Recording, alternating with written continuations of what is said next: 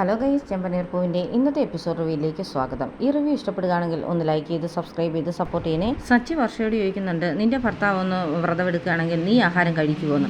പിന്നെ ഞാൻ കഴിക്കും, എനിക്ക് വിശന്ന് കഴിഞ്ഞാൽ പിന്നെ ഞാൻ കഴിക്കുമെന്ന് പറയും. അപ്പോൾ ശ്രീകാന്ത് ചോദിക്കും, അപ്പം നിനക്ക് എന്നോട് സ്നേഹമൊന്നും ഇല്ലല്ലേ എന്ന്.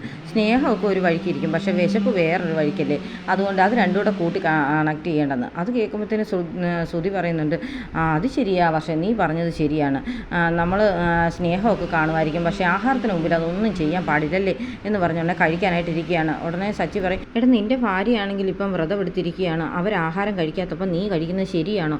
നീ തന്നെ ഓർക്ക്, കഴിഞ്ഞ ദിവസമാണെങ്കിലും അമ്മ കഴിച്ചില്ലെന്ന് പറഞ്ഞ് അച്ഛൻ പറഞ്ഞ് കഴിക്കുന്നില്ലെന്ന്. അതാടാ സ്നേഹം, അങ്ങനെ വേണ്ടേ നീ സ്നേഹിക്കാനായിട്ട്? ഒരു ഭാര്യയ്ക്ക് ഐക്യദാർഢ്യം പ്രഖ്യാപിച്ച് നീ കൂടെ നിൽക്കേണ്ടവനല്ലേ എന്നൊക്കെ ചോദിക്കുന്നുണ്ട്. ശ്രുതിക്കാണെങ്കിൽ ആഹാരം മുമ്പിൽ നിന്നിട്ട് കഴിക്കാഞ്ഞിട്ട് ഭയങ്കര ബുദ്ധിമുട്ടുണ്ട് കേട്ടോ. അന്നേരത്തേന് സച്ചി അങ്ങ് തകർത്തു വാരുന്നുണ്ട്. അച്ഛനെ നോക്കി കണ്ണടച്ചിട്ട് പറയും, ഇത് കഴിപ്പിക്കുന്നില്ല എന്നുള്ള രീതിയിൽ തന്നെയാണ് സംസാരിക്കുന്നത്. എന്നാലും നിൻ്റെ അമ്മായിപ്പൻ അങ്ങ് മലേഷ്യ ജയിലിൽ കിടക്കുന്ന സമയത്ത് നീ ഇങ്ങനെ ആഹാരം കഴിച്ചൊക്കെ ആ വ്രതം മുടക്കിക്കാവോടാ? നീയുടെ കൂടി ഭാര്യയുടെ കൊടുത്തി വ്രതം എടുത്തിരുന്നേ അതിന് ഡബിൾ ഫലം ഉണ്ടാകത്തില്ലേടാ എന്നൊക്കെ ചോദിക്കുന്നുണ്ട്. അപ്പം ചന്ദ്രമതി ഓർക്കുന്നുണ്ട്, ശരിയായിരിക്കുമല്ലോ എന്ന് വിചാരിച്ചിട്ട് ഉടനെ ചന്ദ്രമതി പറയും, അത് ശരിയാ, എടാ സുധി നീ എഴുന്നേറ്റോ, നീ ഇനി കഴിക്കണമെന്ന് പറയും. അമ്മ എനിക്ക് വിശന്നിട്ട് വയ്യെന്ന് പറയും.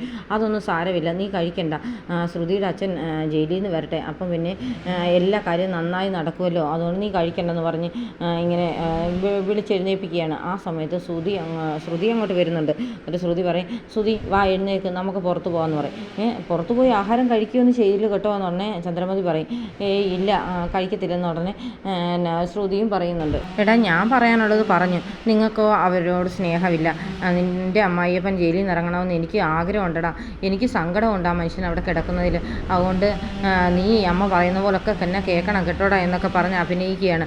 അന്നേരത്തേന് എല്ലാവർക്കും ചിരിയൊക്കെ വരുന്നുണ്ട്.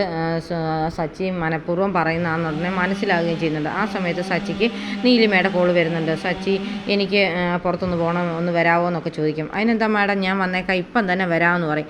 എന്നിട്ട് ഉടനെ സച്ചി പറയും, എനിക്ക് ഓട്ടോ ഉണ്ട്, അതുകൊണ്ട് ഞാൻ പോവാമെന്ന് രേവതിയോട് പറയുമ്പോൾ രേവതി പറയും, അതെങ്ങനെയാണ് ശരിയാണെന്ന് സച്ചിയേട്ടാ വല്ലതും കഴിച്ചേച്ച് പോകാൻ പറയും. വേണ്ടെന്ന് പറഞ്ഞിട്ട് സച്ചി അന്നേരം തന്നെ അങ്ങ് പോവും. അവിടെ ചെന്നിട്ട് നീലിമയും വിളിച്ചുകൊണ്ട് ട്രാവൽ ഏജൻസിയിലേക്കാണ് പോകുന്നത്. അന്നേരം എന്താ മാഡം ഇപ്പം ടിക്കറ്റ് ബുക്ക് ചെയ്യാനാണോ എന്നൊക്കെ ചോദിക്കുന്നുണ്ട്. അതെ, അതിനുവേണ്ടി ആവശ്യത്തിനാണെന്ന് പറയുമ്പോഴത്തേന് അവിടെ കൊണ്ടുവന്ന് ഇറക്കി വിടും സച്ചി. അത് കഴിയുമ്പോഴത്തേന് നീലിമ നേരെ ആ ഓഫീസിലേക്ക് ചെല്ലുകയാണ്. കഴിഞ്ഞ ദിവസം സുധിയും ശ്രുതിയൊക്കെ ചെന്ന ഓഫീസ് തന്നെയാണ് കേട്ടോ. അന്നേരം അവിടെ ചെന്ന് ചോദിക്കും, ഇങ്ങനെ എൻ്റെ ടിക്കറ്റ് എങ്ങനെ ഓക്കെ ആയോ എന്നൊക്കെ പറയും. അത് ഞാൻ ശരിയാക്കിയിട്ടുണ്ടെന്ന് പറഞ്ഞ് എടുത്ത് കൈ കൊടുക്കും. എന്നിട്ട് ആ പെൺകുട്ടി പറയുന്നുണ്ട്, മേഡത്തെ അന്വേഷിച്ച് കഴിഞ്ഞ ദിവസം 2 പേര് ഇവിടെ വന്നായിരുന്നു, എന്നെ അന്വേഷിച്ചോ എന്ന് ചോദിക്കും. അതെ, മേഡത്തിൻ്റെ അച്ഛമ്മ മരിച്ചു, അപ്പം അവരെയൊക്കെ ബോഡി കാണിക്കാൻ വേണ്ടി നിങ്ങളെ ഒന്ന് കോൺടാക്റ്റ് ചെയ്യണം, അതുകൊണ്ട് നമ്പർ തരുമോ എന്നൊക്കെ ചോദിച്ചാൽ വന്നെന്ന് പറയും. എന്നെ അങ്ങനെ ആരും അന്വേഷിച്ച് വരാനുള്ള സാധ്യതയില്ല, പിന്നെ ആ ആളുടെ പേര് ഓർമ്മയുണ്ടെന്ന് ചോദിക്കും. പറയും സുധി എന്നാന്ന് പറയുമ്പോഴത്തേന് നീലിമയൊന്നും ഞെട്ടുന്നുണ്ട്. ആഹാ, അവൻ കല്യാണം കഴിച്ചല്ലേ, എന്നിട്ട് അവൻ എന്നെ തപ്പി നടക്കുക എന്നൊക്കെ പറഞ്ഞ ഉടനെ മനസ്സിൽ പറഞ്ഞ ഉടനെ ഇറങ്ങി താഴെ വന്നിട്ട് സച്ചിയോട് പറയും, സച്ചി നമുക്ക് പോയേക്കാമെന്ന് പറയും. എന്നിട്ട് വണ്ടിയിൽ കയറിയിരിക്കുമ്പോഴും നീലിമയുടെ മുഖത്ത് ആകെ ടെൻഷനാണ്. എന്ത് പറ്റി മാഡം, ആകെ ടെൻഷനാണല്ലോ എന്നൊക്കെ പറയും. അത് ശരിയാ, ആകെ ഒരു മൂഡ് ഓഫ് എന്നൊക്കെ പറഞ്ഞ് നീലിമ ഫോൺ എടുത്ത് ഒരു കൂട്ടുകാരി അങ്ങോട്ട് വിളിക്കുന്നുണ്ട്, ബ്യൂട്ടി പാർലറിൻ്റെ കാര്യം അങ്ങോട്ട് തിരക്കുന്നുണ്ട്. അപ്പോഴത്തേന് ആ ബ്യൂട്ടി പാർലർ പൂട്ടിപ്പോയി എന്ന് പറയുമ്പോഴത്തേന് ഇവരിങ്ങനെ സംസാരിക്കുന്നത് കേട്ടിട്ട് സച്ചി ഒന്ന് ചോദിക്കും, ബ്യൂട്ടി പാർലറിൽ പോകാനാണോ മാഡം, ഞാനൊരു ബ്യൂട്ടി പാർലറിൽ കൊണ്ടാക്കാമെന്ന് പറയും. നല്ല പാർലറൊക്കെ ആണോ, ലേഡീസിൻ്റെ തന്നെയാണോ എന്നൊക്കെ ചോദിക്കും. അന്നേ അത് നല്ല പാർലറാണ്, പിന്നെ അതിൻ്റെ ഓണർ ഒരു കേടിയാണെന്ന് പറഞ്ഞാലും നല്ല വർക്കാണെന്നൊക്കെ പറഞ്ഞെന്നൊക്കെ പറഞ്ഞ് അവിടെ ശ്രുതിയുടെ പാർലറിലാണ് കൊണ്ടാക്കുന്നത്. എന്നിട്ട് ശ്രുതി അപ്പോൾ ആ സമയത്ത് വേറെ ആരുടെയോ മേക്കപ്പൊക്കെ ചെയ്തുകൊണ്ടിരിക്കുന്ന സമയത്താണ് നീലിമ അങ്ങോട്ട് കയറി ചെല്ലുന്നത്. നീലിമയെ കണ്ടു കഴിയുമ്പോഴത്തേന് ശരിക്കും ഒന്ന് ഞെട്ടുന്നുണ്ട് ശ്രുതി. ഇത് ശ്രുതിയുടെ കയ്യിൽ നിന്ന് കാശടിച്ചുകൊണ്ട് പോയ അവൾ തന്നെയല്ലേ എന്നൊക്കെ. എന്നിട്ട് മേഡം ഇരിക്കുന്നൊക്കെ പറഞ്ഞിട്ട് ശ്രുതി ചോദിക്കുന്നുണ്ട്, മേഡം ഇവിടെ ഇല്ലായിരുന്നോ, കുറച്ച് നാൾ ഈ ഭാഗത്തൊന്നും ആരും കണ്ടിട്ടില്ല, അതുകൊണ്ടാണെന്നൊക്കെ ചോദിക്കും. എന്നാ പറയും, ഞാൻ അങ്ങ് കാനഡയിലായിരുന്നു, 2 ദിവസമായുള്ളൂ വന്നിട്ടെന്നൊക്കെ പറയുന്നുണ്ട്. ആണോ എന്നൊക്കെ ചോദിച്ചിട്ടുണ്ടെന്ന് മേഡം ഒരു 2 മിനിറ്റ് ഞാനിപ്പം വരാമെന്ന് പറഞ്ഞ് പുറത്തേക്ക് പോകുന്നുണ്ട്. എന്നിട്ട് അതിന് മുമ്പ് പേരൊക്കെ ചോദിക്കുന്നുണ്ട് കേട്ടോ. എന്നിട്ട് നീലിമയെന്നാണ് അറിയുമ്പോഴത്തേന് കറക്റ്റ് ആണല്ലോ എന്ന് വിചാരിച്ചിട്ട് ശ്രുതി ആ ഫോൺ എടുത്തുകൊണ്ട് ശ്രുതിയെ വിളിക്കുകയാണ്. അങ്ങനെ ശ്രുതി പറയും, ഞാനൊരു ബാങ്കിലൊക്കെ ചെന്ന് ചോദിച്ചതായിരുന്നു പൈസയ്ക്ക്, കാനഡയ്ക്ക് പോകാൻ കാശിന് വേണ്ടി തപ്പി നടക്കുമായിരുന്നു, അതൊന്നും കിട്ടുന്ന ലക്ഷണമില്ല എന്ന് പറയും. അതൊക്കെ കിട്ടും, ഇനി പോര്, ഇവിടെ ഞാൻ ശ്രുതിയുടെ കയ്യിൽ നിന്ന് കാശ് അടിച്ചുകൊണ്ട് പോയ നീലിമയെ പിടിച്ചു വെച്ചിട്ടുണ്ട്, നീ എത്രയും പെട്ടെന്ന് വാ, നമുക്ക് അവിടെ കയ്യിൽ നിന്ന് കാശ് മേടിക്കാമെന്ന് പറയും. നീലിമയോ, അവളെങ്ങനെയാണ് അവിടെ വന്നതെന്ന് പറയും. അതൊന്നും അറിയത്തില്ല, അവൾ കാനഡയിലായിരുന്നു, 2 ദിവസമായുള്ളൂ വന്നിട്ട്, അവളിപ്പം ഇവിടെ എൻ്റെ പാർലറിൽ വന്നിട്ടുണ്ട്. എന്നെ അവൾക്ക് അറിയത്തില്ലാത്തതുകൊണ്ട് അവൾ ഇവിടെ ഇരിക്കുന്നുണ്ട്. ഇപ്പോൾ എത്രയും പെട്ടെന്ന് വരണമെന്ന് പറയും. ഞാൻ എത്രയും പെട്ടെന്ന് വന്നോളാം, നീ അവളെ പുറത്ത് വിടരുത് കേട്ടോ എന്ന് പറയുന്നു. ശ്രുതി ഫോൺ വെച്ചിട്ട് പെട്ടെന്ന് അങ്ങോട്ട് പോവുകയാണ്.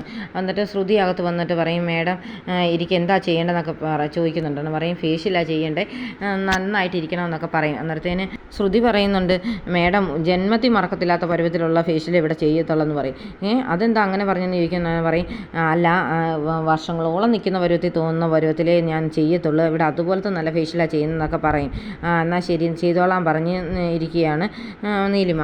ഈ സമയം രേവതി ഇങ്ങനെ പൂ കൊടുക്കാനായിട്ട് വണ്ടിയായിട്ട് ഇങ്ങനെ ടൗണിൽ കൂടെ വരുമ്പോഴത്തേന് ഒരിടത്ത് വണ്ടി നിർത്തിയിട്ട് താക്കോലും അതിൽ തന്നെ വെച്ചിട്ടാണ് പൂവും കൊണ്ട് റോഡ് ക്രോസ് ചെയ്തൊരു കടയിലേക്ക് ചെല്ലുന്നത്. എന്നിട്ട് ആ സ്ത്രീക്ക് പൂവൊക്കെ കൊടുത്ത് പിന്നെ അവരുമായിട്ട് സംസാരിച്ചൊക്കെ നിൽക്കുകയാണ്. അപ്പോൾ അവർ പറയുന്നുണ്ട്, എന്തായാലും നീ നേരത്തെ സൈക്കിളിൽ പൂവിട്ടുകൊണ്ട് നടന്നു, ഇപ്പം നിൻ്റെ ഭർത്താവ് നിനക്ക് സ്കൂട്ടറൊക്കെ മേടിച്ച് തന്നല്ലോ, നല്ല ഭർത്താവിനെയാണ് നിനക്ക് കിട്ടിയെന്നൊക്കെ പറഞ്ഞ് ഭയങ്കരമായിട്ട് സന്തോഷിച്ച് ഇവർ സംസാരിക്കുമ്പോഴത്തേന് ആ സ്ത്രീ തന്നെ പറയുന്നുണ്ട്, എനിക്ക് എൻ്റെ വീട് വരെ ഒന്ന് പോകണം, നീ എന്നെ ഒന്ന് സഹായിക്കണം, നീ കുറച്ച് നേരം ഇവിടെ നിൽക്കാവോ എന്നൊക്കെ ചോദിക്കുന്നുണ്ട്. അപ്പോൾ രേവതി പറയും, അത് പിന്നെ എങ്ങനെയാണ് ചേച്ചി എനിക്ക് പോകണ്ടേ എന്നൊക്കെ ചോദിക്കും. ഒരു 5 മിനിറ്റ് ഞാൻ ഇപ്പം വരാമെന്ന് പറഞ്ഞ് ഉടനെ ആ പെണ്ണ് അടുത്ത സ്വന്തം വീട്ടിലേക്ക് പോവുകയാണ്. രേവതി അപ്പോൾ ആ കടയിൽ കയറി നിൽക്കുകയാണ്. ഈ സമയം ശ്രുതി നീലിമയുടെ പിരിയുമൊക്കെ ത്രെഡ് ചെയ്യാണ്. അന്നേരം വേദനിപ്പിച്ചൊക്കെയാണ് ചെയ്യുന്നത്.